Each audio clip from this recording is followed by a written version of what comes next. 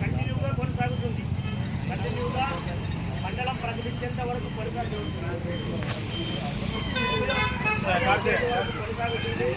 మా demand GO number 1503ని ప్రకటించి మళ్ళా జీవో నంబర్ 153లో 5 గ్రామాలు చేర్చినారు. ఆ 5 గ్రామాలు చేర్చిన తర్వాత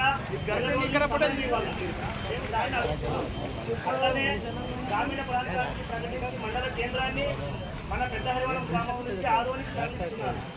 దాన్ని కూడా మేము అది తరలించడం చట్టరీత్యా అది ఆర్టికల్ 243 ప్రకారం ఇది రాజ్యాంగ విరుద్ధం. కాబట్టి మేము మండలం సాధించుకునే తీర్థం. మాకు ప్రగాఢ విశ్వాసం ఉంది రాజ్యాంగం మీద. డాక్టర్ బాబాసాహెబ్ అంబేద్కర్ గారు ఇచ్చిన రాజ్యాంగం మీద ప్రగాఢ విశ్వాసం ఉంది. కంపల్సరీ నెగ్గే తీర్థం. అట్లనే మా గ్రామ సభ్యుల ముందు నేను ఒక విషయం తెలియపరుస్తున్నాను. మన ఆదోని జనసేన పార్టీ ఇన్ఛార్జ్ మల్లపన్న గారు ఫేస్బుక్ లో వాయిస్ మెసేజ్ పెట్టినాడు. అన్న మీకు ముందుగా నూతన సంవత్సర శుభాకాంక్షలు.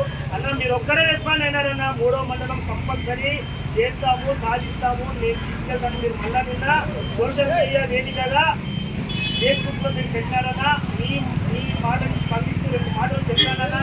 అన్న మీరు అన్నారు శాస్త్రీయబద్ధంగా విభజించినారని. శాస్త్రీయబద్ధంగా విభజించలేదు, పాలకులకు అనుకూలంగా విభజించుకున్నారు.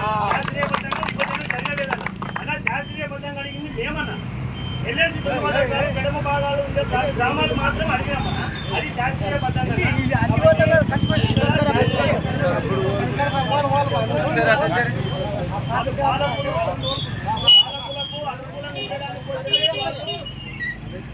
పెద్దారివాడ మండల కేంద్రాన్ని ఆలోచించుగా మార్చుకున్నారన్నా.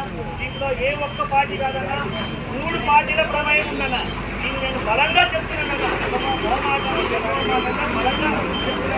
BJP party, YSRCP party, TDP party, ఇద్దరు పార్టీలో కలిసి కుయుక్తుగా మా గ్రామ మండల కేంద్రాన్ని తీసుకోపోయినారని చెప్పేసి నేను తెలియపరుస్తున్నానన్నా. నాకు అవకాశం ఇచ్చిన ప్రజలందరికీ నమస్కారం తెలియజేస్తున్నా. మండలం సాధిస్తామనే ప్రగాఢ విశ్వాసం ఉంది. మాకు రాజ్యాంగం చెప్తానే ఉంది. సో మేము దాని ప్రకారం కోర్టుకు వెళ్తున్నాము. ఈ అవకాశం ఇచ్చిన అందరికీ నాకు నమస్కారం.